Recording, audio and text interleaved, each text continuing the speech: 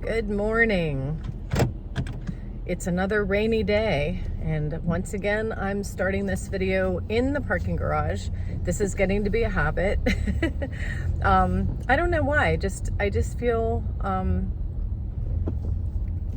like starting the video and letting you come along with me, just because it seems, I don't know, maybe it's comforting to me to have you with me while I'm driving.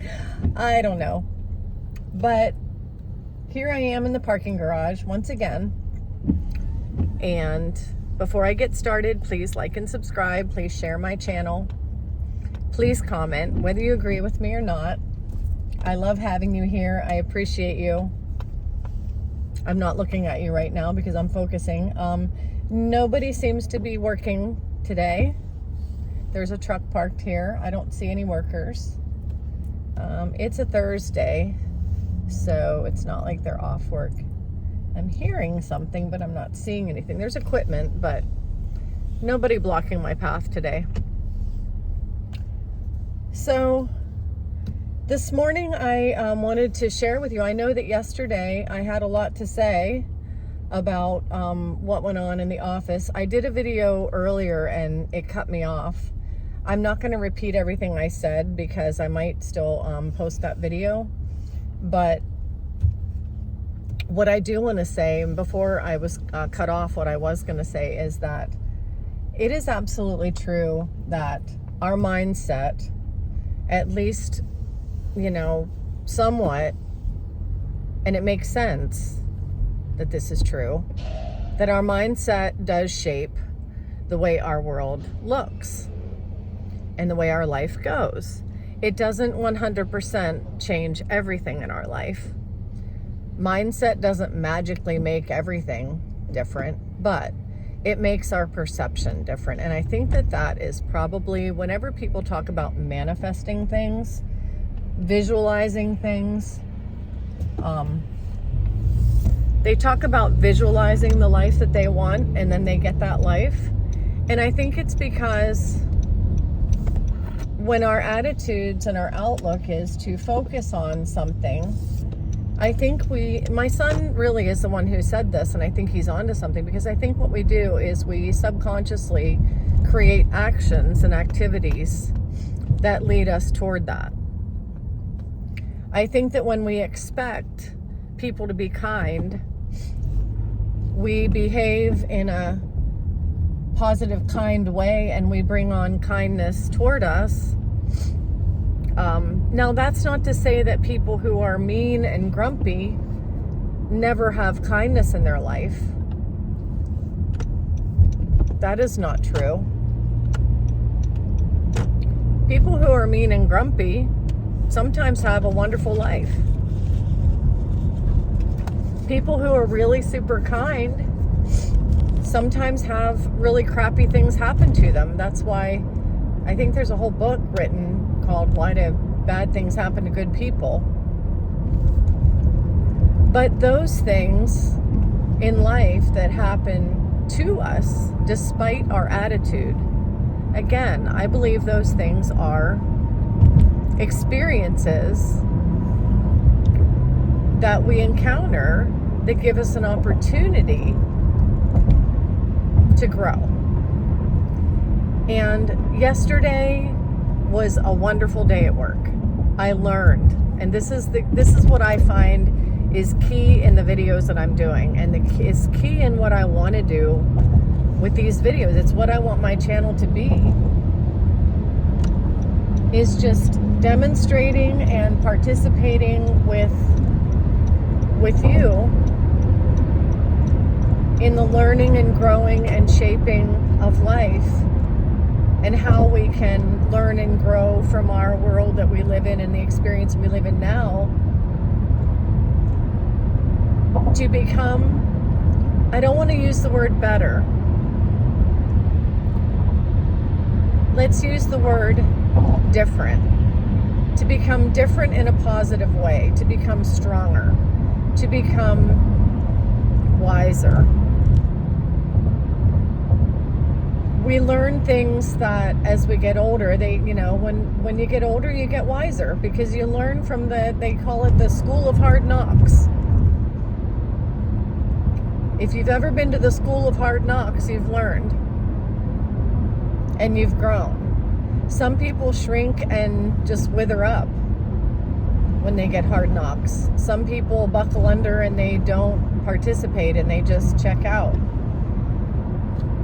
whether mentally, emotionally, or physically, or spiritually. Some people, when they get hit with hard knocks, they face the challenge and let it shape them in a positive way.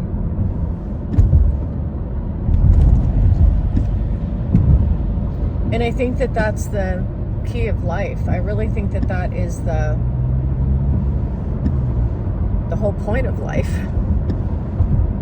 is to allow life to shape us. And in manifestation, they talk about, it's really about us shaping life, not life shaping us, but it's both. There's a duality to everything. We shape life by the attitude that we have and by how we handle the challenges. And life shapes us by handing us the challenges to work with. And I'm starting to look at challenges not like they're against me.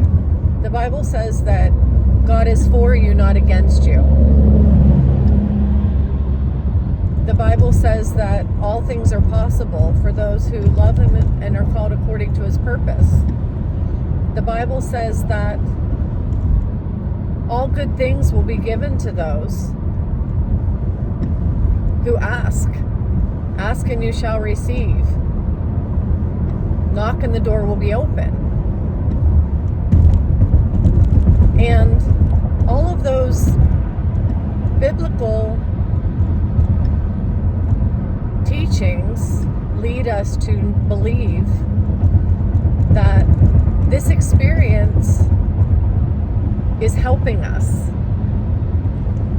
This world and this life, the good things and even the bad things, are here to support us. We have to look at life like when bad things happen, and when I talk about this again, I don't want to minimize anything that's happening to somebody who, if someone has lost a child, or if someone has lost a loved one, or if someone has had, horrific things happen, horrible traumas, or a fire, or, things that are just awful. I'm not trying to minimize that by saying that it's there to support us and that you should embrace it. And however, it doesn't stop the fact. Whenever the people say don't sugarcoat things, let me just say that I can't sugarcoat this. As much as I have compassion for people who are going through horrific traumas, I have to say that it's still everything we go through is there to ultimately support our spirits. We go through things in bodily form, in the worldly form, to support our spirits and to support the growth of our souls. And our spirit, our soul, is who we really are. It's who lives inside us. It's what we are. It's what makes up us. The all, the I am, the collective, the spirit, the one, is who and what we really are. This life, whether it's a matrix or a hologram or an imaginary world that we just conjure up in our brains, whether it's a dream, whether, there are so many different theories as far as what this world is, or whether it's actually physical and we actually do, this, there's just so many. Nobody really knows what everything is made of because they can't seem to get down into quantum science far enough to the God particle to understand what that is. So wave, matter, particle, photons, electrons, neutrons, quarks. We can get so far, but we can't figure out what makes the world, and what makes all of us, and what the difference is between the world that we see and live in and the consciousness that we are. they've come a long way in helping us understand those things, but they're not there yet. So nobody can say for sure exactly what we are, who we are, how we're made, how we're created.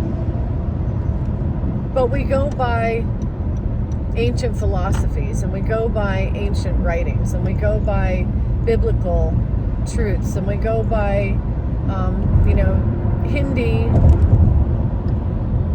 understandings and Buddhist understandings and science.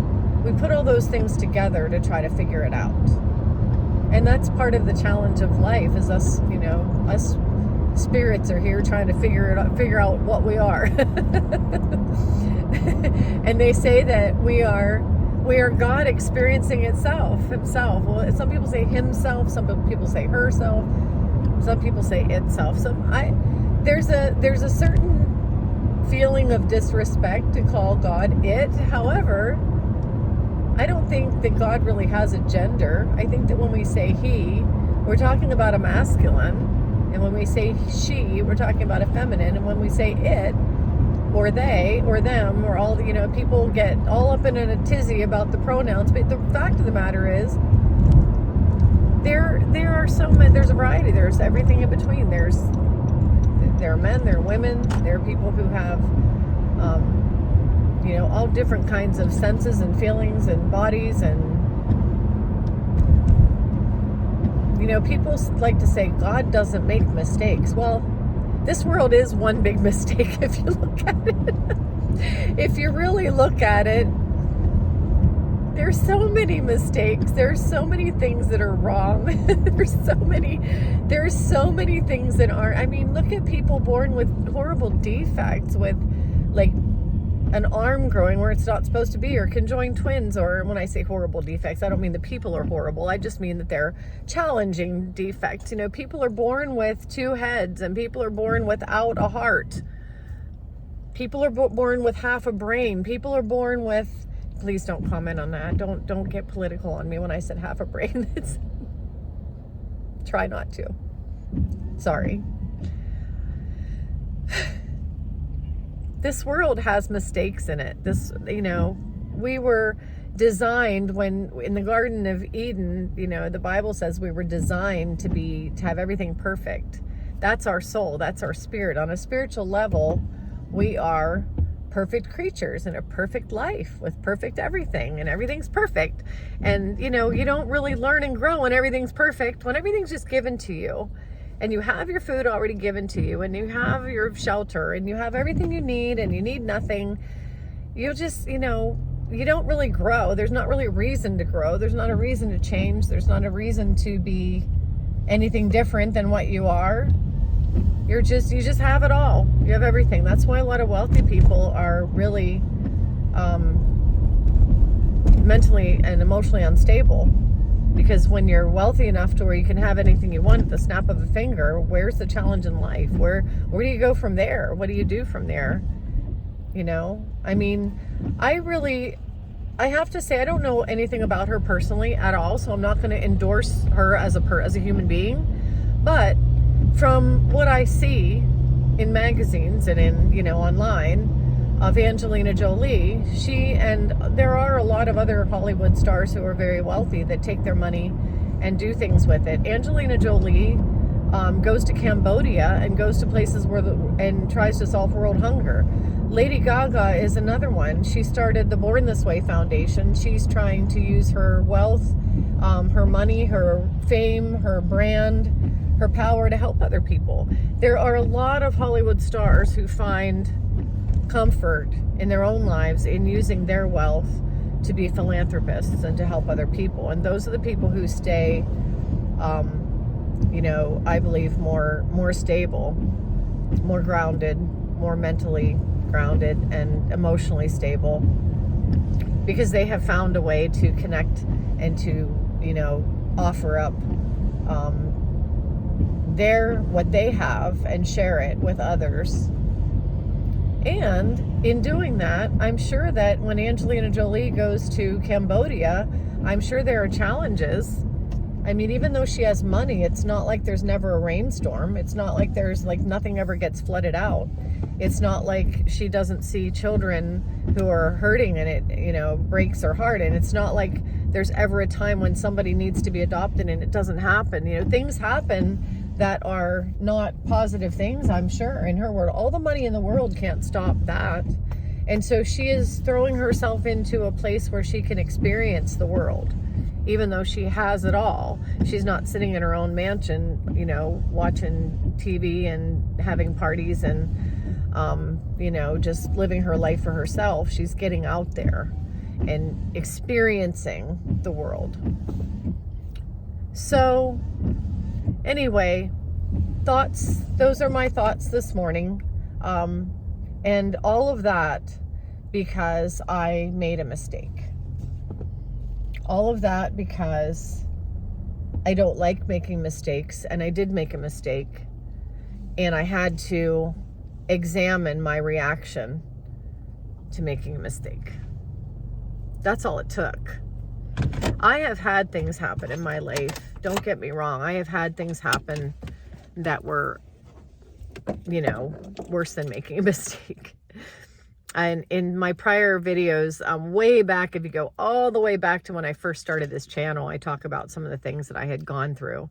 I still have neuropathy and pain in my back and my legs. There are still a lot of things that are, you know, part of me that go on in my life. And I have had some challenges in my life. So I'm not unscathed. But making one mistake was enough for me to make this determination that I mean, just a complete turnaround and some changes in my life and some changes in how I perceive things. It was, one mistake was enough to have me really, really focus on life and reactions and responses and the challenges. And it's also something that helps me connect with you, because we all go through these things. And my channel is about trying to not just help you. I'm not like some guru helping you, but like I always say, it's reciprocal. We help each other get through this. And I like this to be a community of people who are working through things and coming up with ideas. And that's why I always say I want to hear your thoughts. So I'm at 17.5 minutes. I'm going to get into the office now. It's been really great hanging out with you again on the road. I probably won't do this every single morning, starting in the parking garage, but just while they were doing all that pressure washing, I kind of like driving through just to see what was going to happen. It doesn't seem like they're working anymore. I don't know what they're doing or when they start in the day. It's already almost noon. So I don't know when they actually work, but who knows? That's all I have for today. It's been great hanging out, and I hope you have a wonderful day. I'll see you next time.